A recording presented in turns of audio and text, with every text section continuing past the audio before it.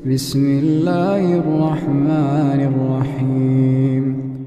Louange à Dieu, maître des univers, nous témoignons qu'il n'y a de Dieu que Dieu et que Mohammed sallallahu alayhi wa sallam est le messager de Dieu. Mes chers frères et sœurs en islam, je vous recommande ainsi qu'à moi-même la piété, le fait de craindre Dieu. Allah est avec ceux qui le craignent.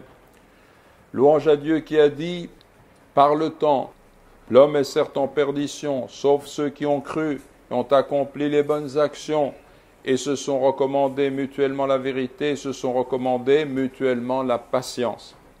Cette sagesse traditionnelle a été rapportée. Les hommes dorment, quand ils meurent, ils se réveillent.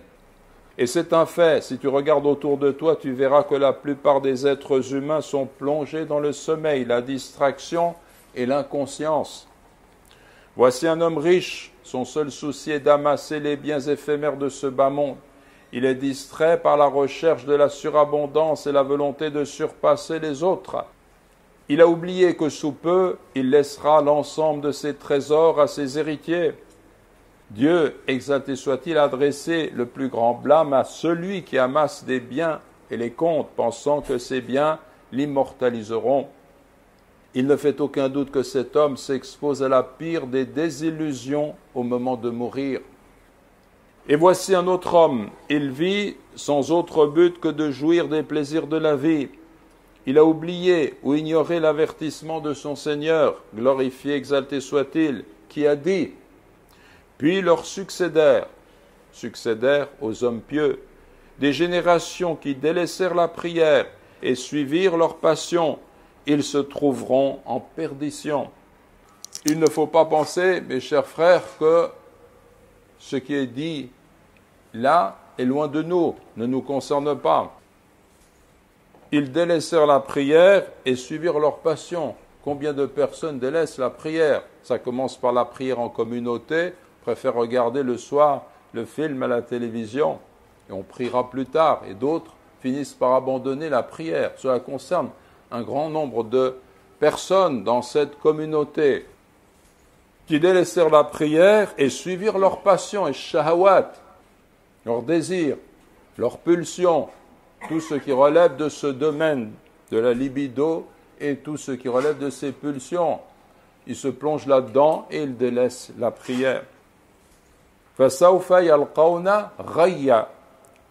Le mot arabe raï a le sens de la perdition, de la désolation et de l'égarement qui les accompagneront en enfer. Raï désigne aussi le nom d'une vallée au milieu de ses flammes. Mes chers frères et sœurs en islam, Dieu n'a pas interdit les plaisirs licites de ce bas monde auxquels on a le droit de goûter sans excès.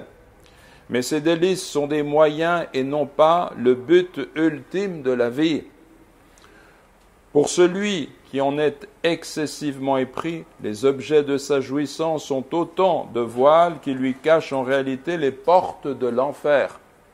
D'après Abu Huraira, le messager de Dieu sallallahu alayhi wa sallam a dit « L'enfer est voilé par les plaisirs et le paradis est voilé par les désagréments. » Hadith rapporté par Al-Bukhari et Muslim. Dans la version de Muslim, le terme saint, C-E-I-N-T, est rapporté à la place de voilé, c'est-à-dire fermé par une enceinte. Cela signifie que celui qui ne vit que pour satisfaire de façon excessive ses désirs et pour les plaisirs suit un chemin qui le conduit en enfer. Celui qui au contraire s'engage sur la voie de l'adoration et de la soumission à Dieu, voie qui comprend des obligations et des interdictions contraignantes, aura accès au paradis. Et voici un troisième homme, sa renommée et son trône sont au cœur de toutes ses préoccupations. Il exerce sa tyrannie et répand la corruption.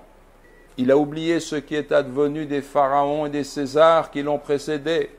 Il a oublié que les rois ne restent pas éternellement rois, sinon le maître de tous les rois, glorifié soit-il. Ce triste individu est incapable de tirer des leçons du sort de ceux qui vécurent avant lui. Pharaon reste pharaon, comme il fut pharaon dans le passé.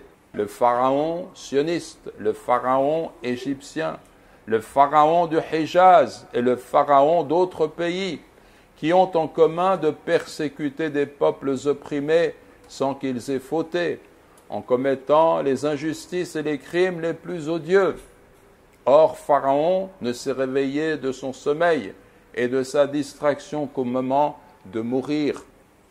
Allah subhanahu wa ta'ala dit dans le Coran, quand la noyade l'eut atteint, il dit « Je crois qu'il n'y a d'autre Dieu que celui en qui ont cru les enfants d'Israël, et je suis du nombre des soumis, du nombre des musulmans. » Mais c'était trop tard pour se repentir.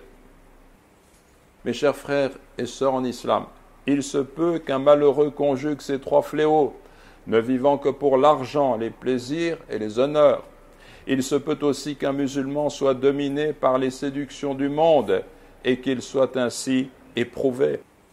Ceux qui sont complètement asservis à cet égarement, alors qu'ils dorment plongés inconsciemment dans leurs illusions, ne voulant pas se réveiller, considèrent l'islam comme un ennemi, parce que l'islam est un appel qui réveille les gens de leur distraction et les ramène à leur conscience. C'est maintenant que vous devez vous lever, vous consacrer à servir votre foi, à répandre le bien et à agir sans attendre. Adorez Dieu et non pas l'or, les plaisirs, le pouvoir et la renommée. La mort est proche, c'est maintenant qu'il faut agir. La conscience de cette mort qui vient et qui est très proche pour chacun d'entre nous. Les jours passent, les semaines, les mois, les années, très rapidement, la mort elle est là. Donc il s'agit de se réveiller avant d'être réveillé. Réveillez-vous avant que l'on ne vous réveille. Mourez avant de mourir. Nous demandons à Allah, glorifié, exalté soit-il, de faire que nous soyons au nombre de ceux qui se rappellent l'essentiel et dont l'esprit est en éveil, ceux qui agissent en quête du visage de Dieu, subhanahu wa ta'ala. Allahumma amin, Allahumma amin.